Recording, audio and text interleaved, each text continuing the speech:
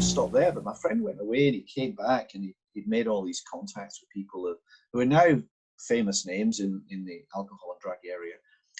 And he told me about a conference, and I went to the conference, and the field in this would have been, I don't know, about 1978, 79, I think it was. The field then was very young. There were very few people working in it. And I was really struck by how dynamic it was, how young the people were there. There was nobody my age.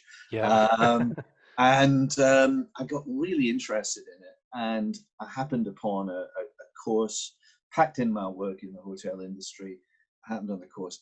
But I took a sidestep. I started doing some clinical work, working with young people in Scotland with alcohol and, young people who had a variety of problems. And what I found was that nearly always alcohol and drug problems featured in that. So again, it brought me back to this is something that's happening a lot to people at my age and younger than me. And I got into the field. And again, because it was such a new area of study, very young age, I became a senior lecturer. I had got a PhD at that time. There was nobody ahead of me. I was very lucky. I was in the right place at the right time. I also worked hard in it, but it was really fortunate to be there at the right time. And me and a colleague ran the first school on drug problems. Amazing. 26. Amazing. And I was responsible for all these doctors and professors. It was an incredible time. And it became my full-time career.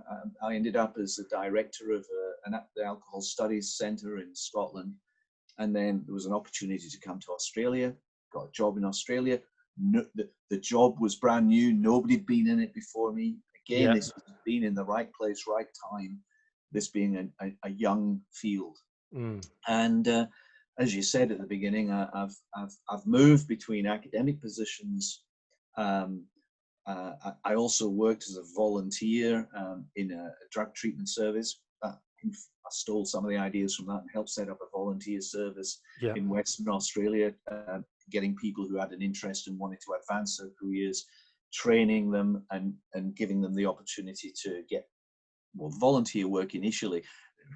It was really a way of getting a foothold into the alcohol and drug field. And right place, right time, worked in government, worked in academia, and basically 50% of my working life has been in government and 50% of it has been in academia. And some of that time has been working in not-for-profit agencies. And I was fortunate enough to become the director of the National Drug Research Institute at Curtin University. Previously, I'd been director of the National Centre for Education and Training on Addiction in Adelaide. And eventually, I also became the executive director of the main government body in Western Australia, the Drug and Alcohol Office, and worked in that for a number of years.